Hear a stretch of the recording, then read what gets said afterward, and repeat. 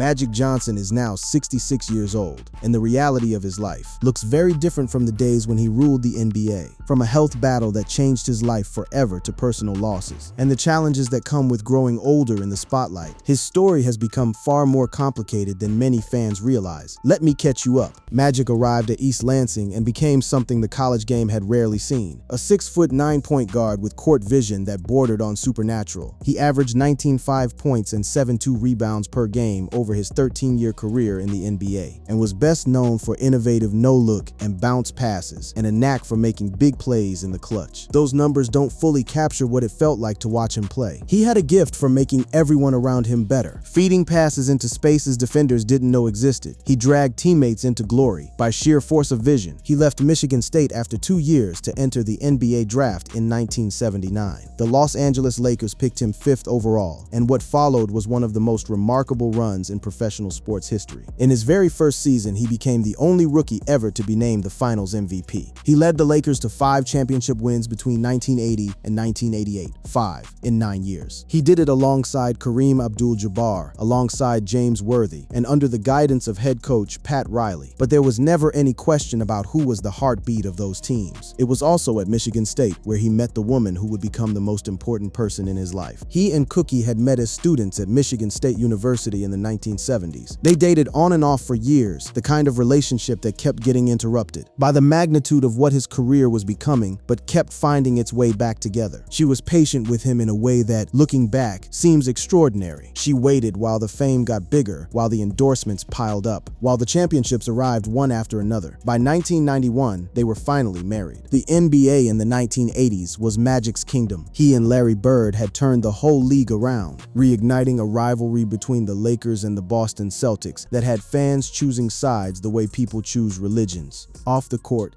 the endorsements came in waves. Throughout his NBA career, he earned around $18 million in salary, and much more with endorsements, including Converse. The Converse deal in particular would later carry a brutal irony, because in 1979, Nike had offered him stock instead of cash, and he chose Converse instead. "That probably cost me $1 billion, he once said. He laughed when he said it, but the math is real." By the fall of 1991, Magic Johnson was at the absolute peak of his powers. He was 32 years old, recently married, and his wife was pregnant with their first child together. The Lakers were beginning a new season. He was a global icon. Nobody in his world, not his teammates, not his coaches, not his fans, had any reason to expect what was coming. Johnson learned he was HIV positive after the Lakers tested him, because of an insurance policy that had been taken out on the NBA superstar. The team was playing an exhibition game in Utah before the start of the 1991 season, when team doctor Dr. Michael Melman summoned him back to Los Angeles because of his blood results. That's when he learned his life-changing diagnosis. The call came while he was away from home. He had to sit with the information alone before he could figure out what to do next. He recalled being just devastated, blown away. He said, "We have to remember at that time, people were really dying of AIDS. I was just scared to death." And then came the hardest part, telling Cookie. Telling his wife was something he described later as one of the worst moments of his life. For Magic, breaking the news of his diagnosis to the woman who had been in his corner for years was one of the hardest things he'd ever done. All that came crumbling down, he told Oprah Winfrey in an interview. "And the worst thing about it is, I knew I was gonna hurt her, because she had waited for me, been patient with me, supported me, and now I'm about to break her heart." But Cookie Johnson is not someone who crumbles. Although Magic told her he would understand if she wanted to leave him after learning he was HIV positive, she was determined to stay by his side, telling him that they were going to beat the disease together. That decision to stay, to fight alongside him, would become one of the defining choices in both of their lives. She had no precedent for it. Nobody did. This was completely uncharted territory. On November 7, 1991, Magic Johnson stepped up to a microphone at the Great Western Forum and told the world. At a press conference in Inglewood, California, against a black draped backdrop, dressed in a black suit, white shirt and multicolored tie, Earvin Magic Johnson spoke calmly into a single microphone and told the world that he had been diagnosed with HIV. Cameras flashed and reporters clamored to ask questions, but he appeared unfazed as he announced his immediate retirement. Cookie stood next to him in white. She chose white deliberately, I didn't want to wear anything dark or black, because to me it's what it symbolized. The white suit to me symbolized brightness, like a future, basically positivity. Cookie Johnson told Gayle King, "Two people standing at a podium, one telling the world something devastating, the other dressed in the color of hope. That contrast was everything." And beyond the podium, the room was in shock. The Lakers' locker room broke. Vlade Divac, one of Magic's teammates at the time, later described what happened when Johnson gathered his team before the public announcement. "For me, it was a shock, not just mine, all of us. When they called us to come to the conference at the Forum, he was waiting for us before he went to announce it, and he told us I was crying. Everybody in the locker room was crying," Divac shared, "and back then we didn't know anything about it. So in my mind, he's gone."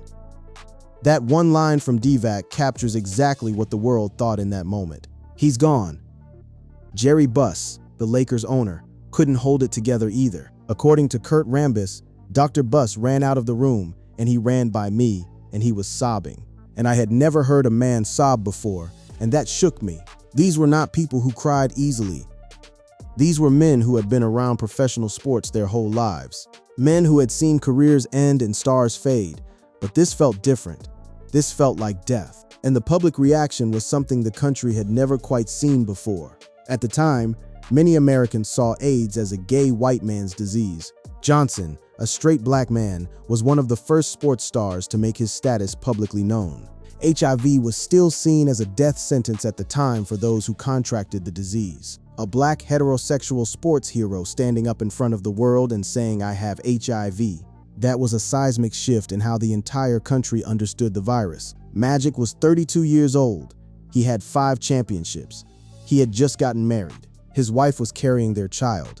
And he was standing at a podium announcing his retirement. Because the alternative was staying silent while a disease that people thought was going to kill him slowly ate through his immune system. He chose to be loud about it instead. He told the world, "I just want to say that I'm going to miss playing. And I will now become a spokesman for the HIV virus because I want people, young people, to realize that they can practice safe sex." And you know, sometimes you're a little naive about it, and you think it could never happen to you. That moment, that press conference, was the pivot point. Everything before it was the basketball career. Everything after it is the story of how Earvin Johnson became something bigger than a basketball player. And that story is far more complicated, far more textured, and in some ways far more painful than anything that happened on a court. Because what came next wasn't just a health crisis. It was a reinvention, forced, unexpected, and ultimately staggering in its scale. The world expected him to disappear, and he didn't. But the path he walked to get to 66 was one that cost him things that no highlight reel can capture. Things measured not in championships or contracts, but in the daily weight of carrying a virus that the world had decided was a mark of shame. Let's talk about what that weight actually looked like in practice. Because to understand Magic Johnson at 66, you have to understand what he walked into the morning after that press conference. He was a man who had been beloved, universally, uncomplicatedly beloved. And overnight, there were people in the sport he'd given his life to who were afraid of him. In an interview with BBC News, Johnson opened up about the painful history of exclusion he faced as an HIV-positive athlete. He recalled the many players who were hesitant to participate with him. This wasn't abstract, it was real. It happened on courts, in locker rooms, in the very spaces where he had once been king. The 1992 Olympics in Barcelona were the test case. Magic was selected for what became known as the Dream Team, the first U.S. Olympic basketball squad to include NBA players. It was supposed to be a celebration. Johnson was a part of the Dream Team, the U.S. men's national basketball team that won the gold medal at the 1992 Olympic Games in Barcelona. But before he got there were players from other national teams who said they didn't want to compete against him. The fear was raw and public, and Magic played anyway.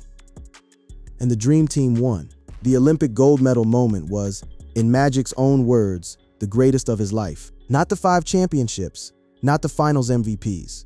The moment of walking out onto a court where some people didn't want him there and winning anyway. That tells you something about what his inner life looked like in those years after the diagnosis. Every day was a negotiation between the fear other people projected onto him and the determination he decided to carry instead.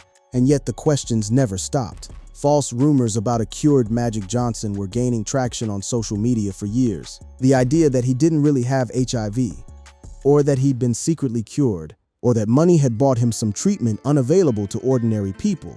These rumors were painful in a way that's easy to underestimate. Every time they circulated, they implicitly suggested that his survival was fraudulent, that he was lying, that there was something suspicious about the fact that he was still alive. To understand why he's still alive requires understanding what happened to HIV treatment between 1991 and today.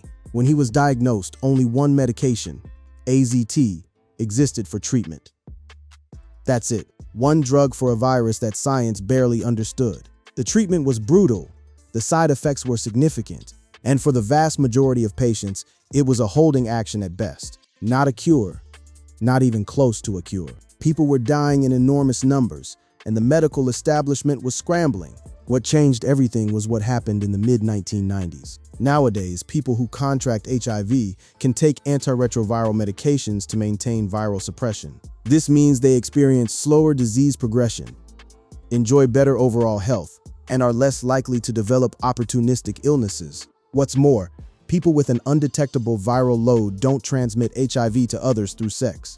Dubbed undetectable equals untransmittable, or U equals U. The arrival of combination antiretroviral therapy in the mid-90s was the inflection point that turned a death sentence into a manageable chronic condition. Magic was positioned to benefit from this shift in a way that most people were not. Magic Johnson's long survival with HIV is due to a combination of factors. Most significantly, his access to early and consistent antiretroviral therapy, as well as his proactive approach to health management, financial resources, and the changing landscape of HIV treatment.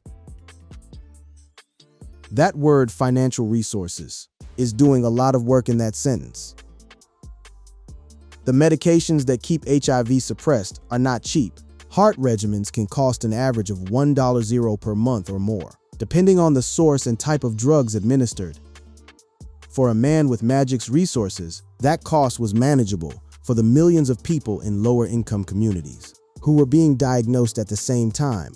It was not. He's been transparent about the daily discipline the treatment requires. His HIV is still undetectable, but he must take his medication every day. A cocktail once a day, he said. It went from 3 times a day, now just once. That compression of the regimen from 3 daily doses to 1 is itself a testament to how far the science has come. The drugs got better, got more targeted, got less demanding on the body, and Magic adapted with them. The discipline piece is not trivial. Magic Johnson continues to take antiretroviral medication daily to maintain his undetectable viral load and healthy immune system. Consistent adherence to ART is essential for preventing the virus from replicating and causing further damage. Missing doses isn't just a minor inconvenience, it allows the virus to replicate, potentially developing mutations that make it resistant to the very drugs that are keeping it suppressed. The daily pill is not a casual habit. It's a contract with survival. His doctor gave him a framework early on. Johnson shared the advice his doctor gave him. Be positive and accept you will have HIV for the rest of your life. Take your medicine every day and exercise. Do those 3 things, you give yourself a chance, he recalled being told. 3 things, that's all. It sounds simple when you say it out loud, but living it every single day for over 3 decades is anything but simple. The exercise component is particularly important for someone who had been one of the finest athletes in the world. The physical discipline that made him a basketball player didn't disappear when he retired. It got redirected. He maintained his body not for the sake of a sport, but for the sake of his life. This is the daily reality of what it means to live with HIV in a body that used to run for hours on a basketball court. The game changed. The stakes did not, and the mental piece is the one nobody talks about enough. Irvin Magic Johnson's HIV diagnosis in 1991 sent shockwaves around the world. His relatively early diagnosis, occurring before the disease had progressed to full-blown AIDS, was a crucial factor in his long-term survival. Had the diagnosis come later, the damage to his immune system might have been irreversible. The timing of diagnosis matters enormously in HIV. He got lucky, if you can call any part of this story lucky, in the sense that the discovery came before the virus had done catastrophic damage. But psychological survival requires more than a pill. It requires a reason to get up every morning. when the world has already told you that you're supposed to be dying. And Magic found that reason early, in a form that surprised people. While the medical establishment was trying to keep him alive, he was already thinking about what he was going to do with the years he'd been given. AIDS activist Elizabeth Glaser played a role here that doesn't get nearly enough attention. It wasn't until he met AIDS activist Elizabeth Glaser shortly after his diagnosis that the message set in. Johnson says she was the one who really saved his life. Not medically, physically, that was the drugs and the doctors. But in terms of finding purpose inside the diagnosis, Glaser gave him a model. She showed him what it looked like to turn a disease into a platform. That platform would eventually reach a global scale. He appeared on talk shows, gave interviews, and spoke at public events to raise awareness about the disease and encourage others to get tested. Every appearance was an act of defiance against the idea that HIV was a death sentence. Every interview was a chance to tell someone who had just received a positive diagnosis that their life wasn't over. He became the most visible face of HIV survivorship in the world. But here's the weight inside all of that visibility. In a 2016 interview with Ebony, he described himself as a blessing and a curse of HIV. He shared, "The blessing is that a lot of people went out and got tested after seeing me with it, so it raised the awareness level. The curse was the other side of that coin. The people who looked at him and thought, if Magic is fine, then HIV can't be that serious." The same visibility that saved lives also risked creating complacency.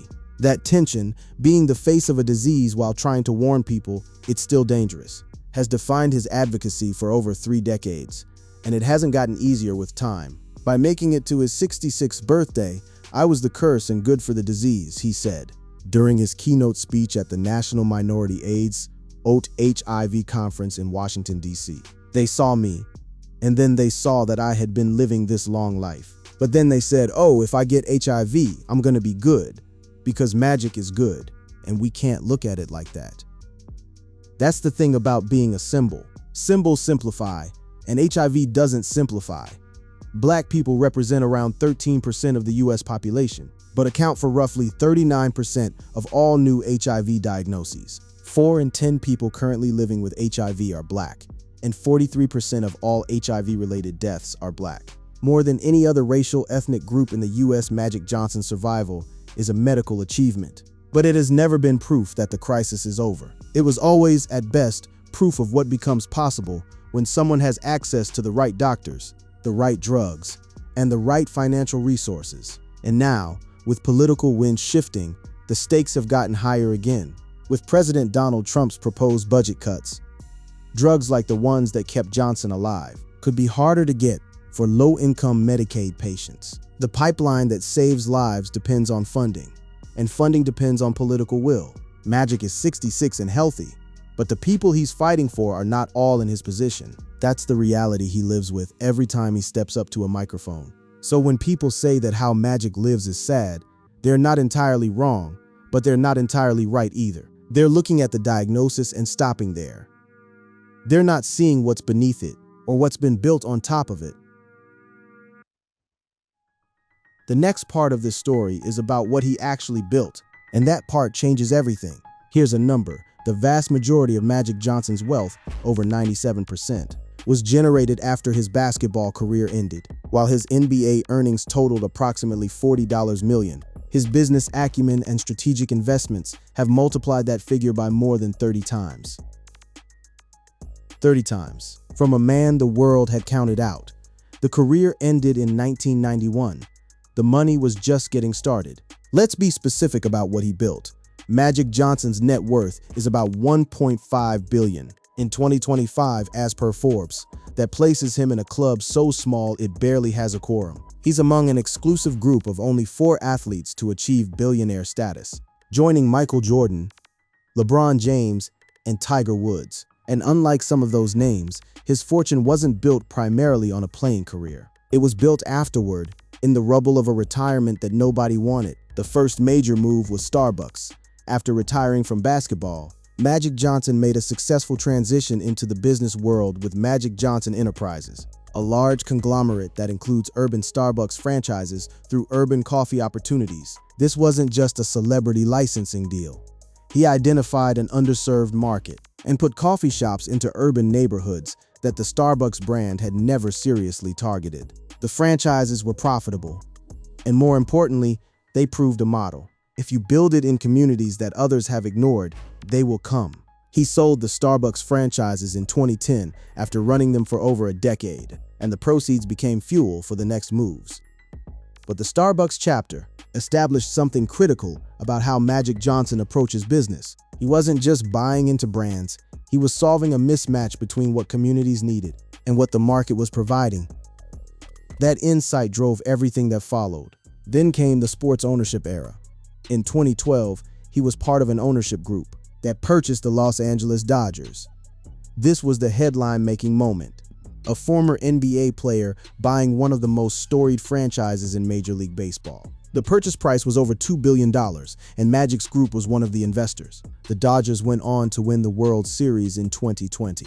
He later became co-owner of several other sports teams, including the Los Angeles Sparks of the WNBA in 2014, Los Angeles FC of Major League Soccer in 2018, and the NFL's Washington Commanders in 2024. 4 major sports leagues, basketball's ghost, now owning franchises across football, baseball, soccer, and women's basketball. The sheer breadth of it is almost hard to process. NBA Hall of Famer Magic Johnson is a serial investor, with the Washington investment improving a portfolio that cuts across 4 leagues: the MLB, NFL, WNBA, and the MLS. The kid from Lansing who cleaned office buildings on a 7-floor walk-up, pretending to be the CEO at the top, he became the actual owner. But the deepest well of his fortune isn't sports. A big chunk of his wealth today actually comes from Equitrust, a life insurance company based in Iowa. Not quite the glamorous route, but massively lucrative. He helped grow Equitrust's assets from $16 billion to $26 billion in just 8 years. A life insurance company. That is perhaps the most telling detail in this entire story.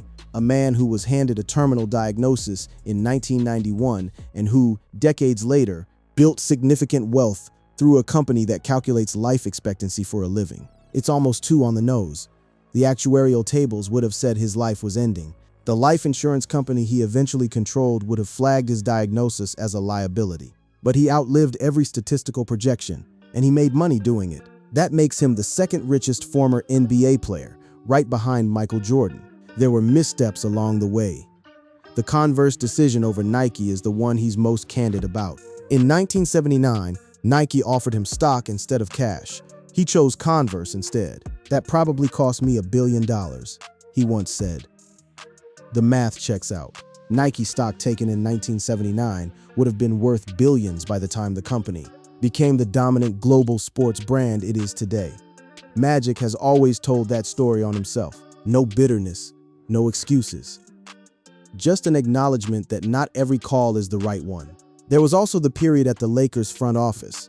He rejoined the Lakers franchise as an advisor to Jeannie Buss in 2017, and after spending just weeks in that role, he was promoted to president of basketball operations, giving him control of the Lakers front office. It ended in 2019 when he resigned, or rather when he announced his resignation on television before telling the organization.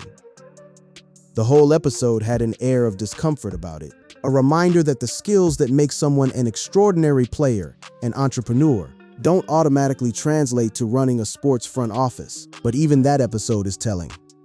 He didn't slink away. He held a press conference, explained his thinking, and moved on. That's a consistent pattern in how he operates. Transparency, forward motion, no dwelling.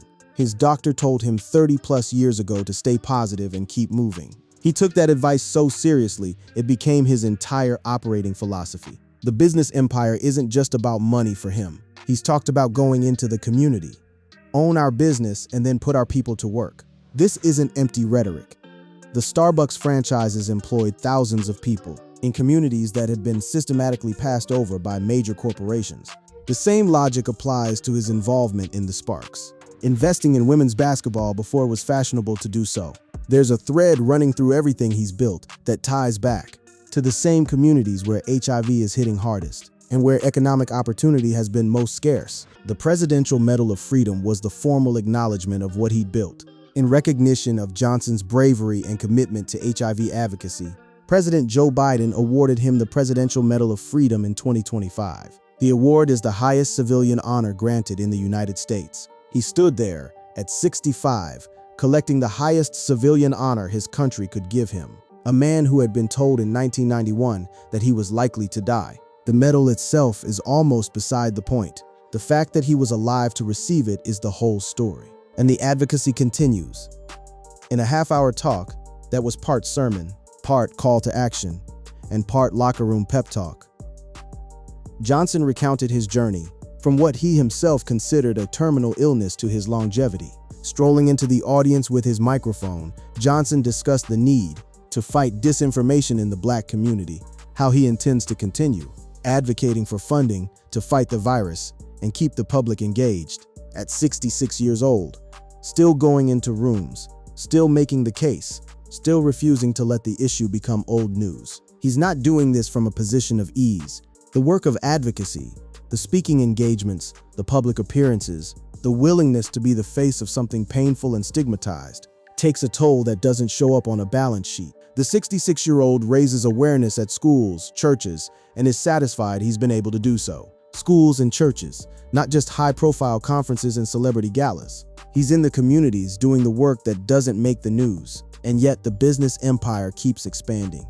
Johnson's wealth continues growing through diversified investments, strategic partnerships, and the compound growth of his existing assets. His recent involvement with the Washington Commanders and continued expansion of his business empire suggest his net worth will likely continue increasing throughout 2025 and beyond. The man diagnosed with HIV in 1991, at 32 years old, is still building, still investing, still finding angles in markets where other people see risk. That is the life he's built on top of a death sentence. The part of Magic Johnson's life that doesn't make the business headlines is arguably the most remarkable of all. When he stood at that podium in November 1991, he was a man who had just gotten married. They'd been wed for barely 2 months. Cookie was pregnant, and he had just been told he had HIV. The statistical probability of that marriage surviving what followed was not high. He and Cookie have been married since September 1991, just months before his HIV diagnosis.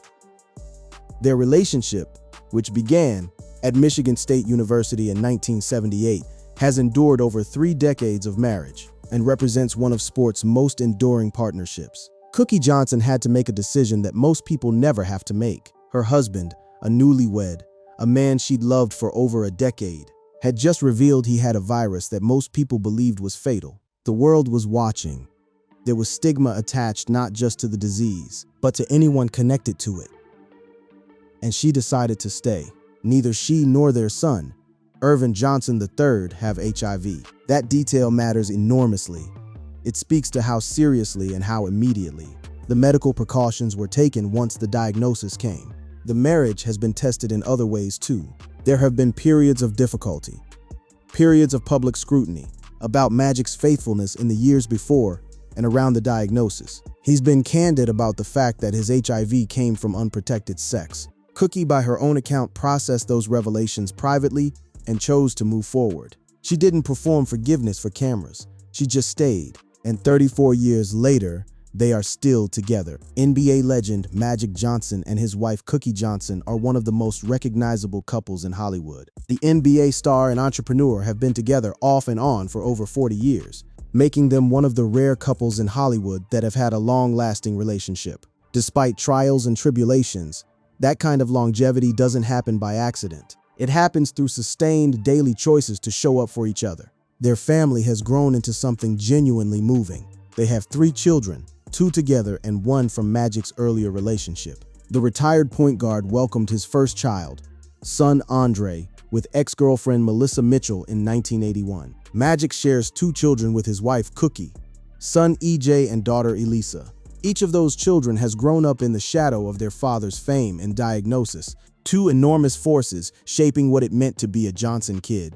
Andre, the eldest, chose the low-key path. He has built a career in business and entrepreneurship, and even worked for his father's investment company, Magic Johnson Enterprises. He's the one who learned the business from the inside, who sat in meetings while his father negotiated franchise deals and partnership agreements. In 2022, he became the executive vice president of business development at Simwin Sports, a digital sports league. He co-hosts the podcast Please Elaborate in his spare time. Andre is what happens when a famous father's work ethic gets passed down. Without the famous father's spotlight, then there's EJ. Irvin Johnson III is the Johnson child most people know, not because of basketball, but because of who he chose to be. Magic and Cookie welcomed EJ in 1992 and haven't been shy about expressing how proud they are of their son. EJ, now in his 30s, came out as gay in 2013 and has become a champion of the LGBTQ community throughout his career in television and fashion. Magic's response to EJ coming out became one of the defining moments of his parenting. He told Ellen DeGeneres he was so happy when EJ came out. He said, "It's all about you not trying to decide what your daughter or son should be, or what you want them to become. It's all about loving them no matter who they are, what they decide to do." That statement from a man whose own health crisis was tied to stigma around sexuality carries a particular weight. He understood viscerally what it cost people to hide who they were. There's also the parallel that nobody really talks about openly. Magic Johnson, a straight man, contracted HIV and became the most prominent face of a disease that in 1991 was heavily stigmatized as a gay disease. His son EJ is gay. Magic's advocacy work for HIV has run parallel to EJ's visibility in the LGBTQ community. There's no tidy bow to put on that. It's just a family living loudly and honestly across the same landscape of stigma that Magic walked into in 1991. EJ was born in 1992 and is openly gay and a reality TV star. He has worked in fashion and most recently has worked as a voice actor on the Proud Family Louder and Prouder revival. Reality TV to animation, EJ has built a career entirely on his own terms, in his own lane, with a charisma that feels like it came directly from his father. And then there's Elisa. In 1995, the Johnsons adopted Elisa Johnson when she was 3 days old. Like her mom and brother EJ, Elisa is interested in fashion and launched her own sunglass line in 2021. She was adopted into one of the most scrutinized families in America when she was 72 hours old, and she grew up in that light. Public, examined, but clearly loved. Elisa, who was adopted by Cookie and Magic at 3 days old, is an entrepreneur and influencer. Magic has talked about fatherhood in a way that suggests it's his deepest source of meaning. Magic Johnson is described by many as perhaps proudest of the role of being a dad. While celebrating Father's Day in 2019, he revealed on Facebook just how important fatherhood has been to him, writing, "It's a privilege to raise, love, and nurture another generation of leaders, and we should not take our job lightly." That sentence hits differently when you understand that he spent the early years of fatherhood not knowing how long he'd be alive to do it. The grandchildren have now arrived. Magic and Cookie have shared lots of fun moments with their family, including a yacht trip with their children and grandchildren in the Mediterranean. Johnson shared a photo on Instagram of the group posing on the deck of their boat. "Cookie and I are excited to have our kids Andre, EJ, Elisa, our daughter-in-law Lisa, and grandkids Gigi and Avery join us on the yacht." This is the image that the title is gesturing at when it says how he lives. A man in his mid-60s on a yacht in the Mediterranean, surrounded by his family, grandkids running around on the deck. And yes, that image is striking. The family spent several weeks on a European trip aboard a yacht, a trip that even NFL great Tom Brady apparently admired. None of this is the life anyone imagined for Irvin Johnson when he stood at that podium in 1991. But here's the thing. Nobody imagined he'd still be here. And now that he is, the life he's living is exactly what you'd expect. From a man who spent 3 decades treating every day as something he'd been given, rather than something he was owed. Cookie is the thread running through all of it. Cookie has been instrumental in Johnson's business success, providing support and perspective throughout his transformation from athlete to entrepreneur. She's not a silent partner. She has her own brand, her own public presence, her own community work. But in the architecture of how Magic Johnson operates, she is the foundation. Every decision, every investment, every speech, every advocacy appearance, She's the one who makes it possible by holding the center of the family together. There's a particular detail from the 1991 press conference that has always stayed with people. She stood in white while he stood in black. Brightness against darkness, future against fear. And 34 years later, they're still that way. Her steadiness against his momentum, his drive against her groundedness. Whatever your feelings about the life Magic Johnson has built, the marriage at the center of it is not a small thing. So let's land the plane. Magic Johnson is 66 years old. He wakes up every morning and takes a pill. One pill, once a day, that keeps the virus in his blood at an undetectable level. He has publicly stated that his viral load is undetectable due to effective antiretroviral therapy. An undetectable viral load means that the amount of HIV in his blood is so low that it cannot be detected by standard tests. This significantly reduces the risk of transmitting the virus to others. That single daily act, the pill, the glass of water, the decision to continue, is the foundation everything else is built on. He is a billionaire. Magic Johnson's net worth sits at about $1.5 billion. As of 2025, though some reports say anywhere from $800 million to $1.6 billion. He owns stakes in the Los Angeles Dodgers, Los Angeles Sparks, Los Angeles FC, Washington Commanders, and Washington Spirit. He controls a life insurance company whose assets have grown by billions under his involvement. He built all of this after a diagnosis that was supposed to kill him. He is a husband, more than 40 years after meeting Cookie. At a party at Michigan State University, more than 34 years after standing together.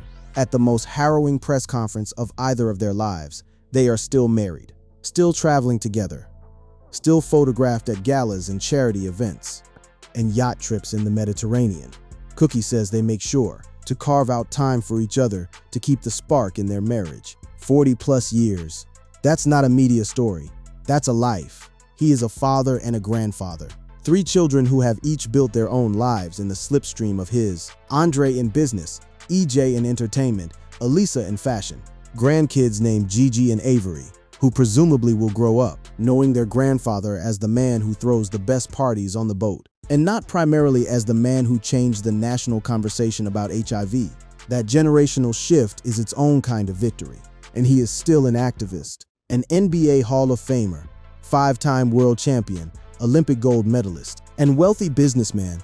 Johnson is perhaps the highest profile person living with HIV/AIDS. Since the virus emerged as a public health threat in the 1980s, that isn't a title he asked for. It was handed to him at a press conference when he was 32 years old, and he has carried it ever since.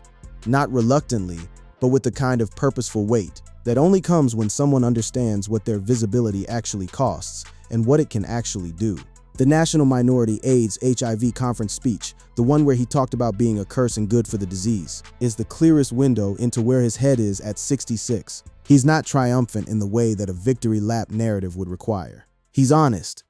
He understands the double-edged nature of his survival in a way that takes genuine maturity to articulate. The fact that he's alive and thriving has genuinely helped some people. And the fact that he's alive and thriving has also, in some small way, made others think the disease is less dangerous than it is. He lives with both of those truths. Here's what's actually sad about this story. And it's not what the title implies. It's not that Magic Johnson's life is small or diminished or pitiable. His life is none of those things. What's sad is what sits around the edges of his survival. Too many people look at him and say, oh, if I get HIV, I'm gonna be good. Because Magic is good.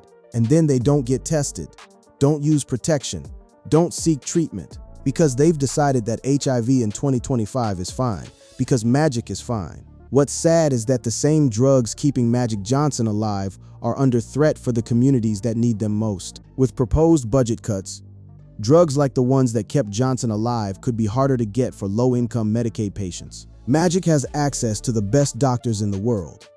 He has the resources to buy every available treatment option. Most people living with HIV do not. His survival is both a miracle and an argument. An argument that the science works, that the drugs work, and that what determines who lives and who dies is far too often not biology but money. What's sad is that he has to keep going back to microphones. 34 years after the press conference that defined his public life, he is still in rooms trying to convince people that the HIV crisis is not over. Johnson has noted that there are now nearly 40 treatment options available, a number that is itself extraordinary, a testament to 3 decades of scientific progress. And yet the crisis is not over. The infection rates in Black communities have not declined in proportion to what the science has made possible. He's fighting the same fight with better weapons, and he still hasn't won.